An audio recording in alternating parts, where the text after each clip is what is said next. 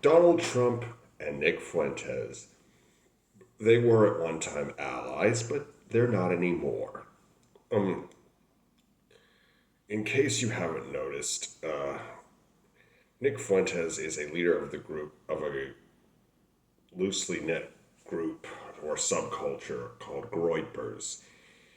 You can look that up. I think it's spelt G-R-O-B, not B, P, Gropyers. Groypers.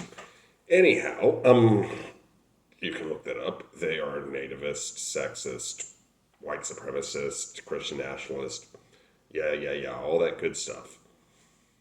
You would think that these two would be two peas in a pod together. Well, not anymore. Nick is very upset with Donald Trump about God, everything now. He's upset about Trump's support for Israel. He's upset about Trump not wanting to release the Epstein files, or as I like to call them, the pedophiles, and a whole bunch of other stuff.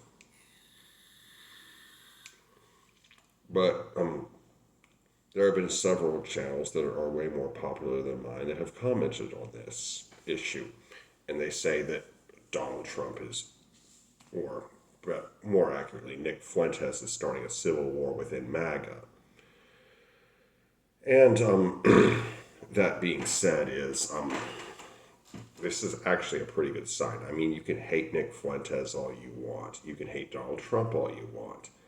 But with these two going at it, it fractionalizes MAGA. And as Abraham Lincoln said, a house divided amongst itself cannot stand.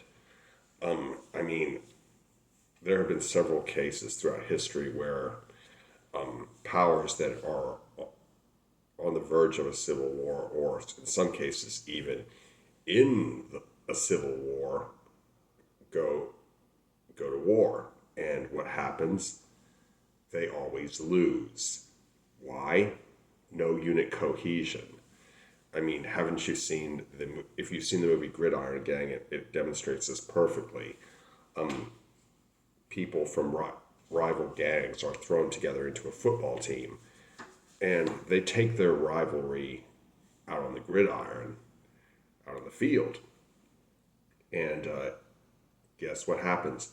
They not only lose, they lose miserably. They get slaughtered. But we're not here to talk about football or movies. You see, Nick Fuentes is fracturing the MAGA movement. I mean, you've got Marjorie Taylor Greene out now coming out against Donald Trump. And, I mean, Nick Fuentes is also angry about J.D. Vance having an Indian wife, who I have heard he is set to divorce. But anyway, what will emerge post-Trump? That's the question. I mean, I think, like I've said, I divide Trump supporters into three categories.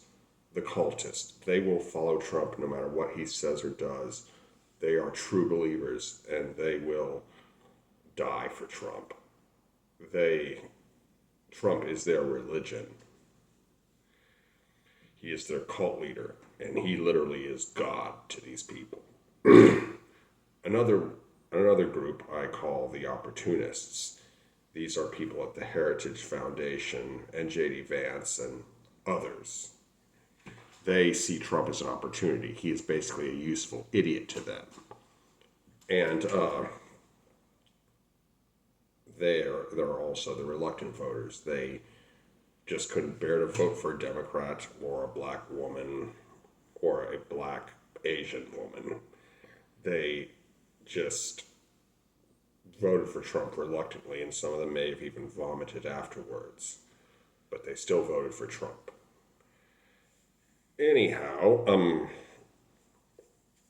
you see, as things get progressively worse in America, even the far right will start to fracture and try to distance itself from Trump. I mean, I don't think anyone is going to remember Trump fondly. Not even, except maybe the billionaires. But I'm pretty sure that, you know, even 5 years down the road, Donald Trump will be regarded as a race traitor or something like that by the far right. Anyway, I do hope you enjoyed this video. Be sure to like, comment, share, and subscribe. Be good, y'all. Peace.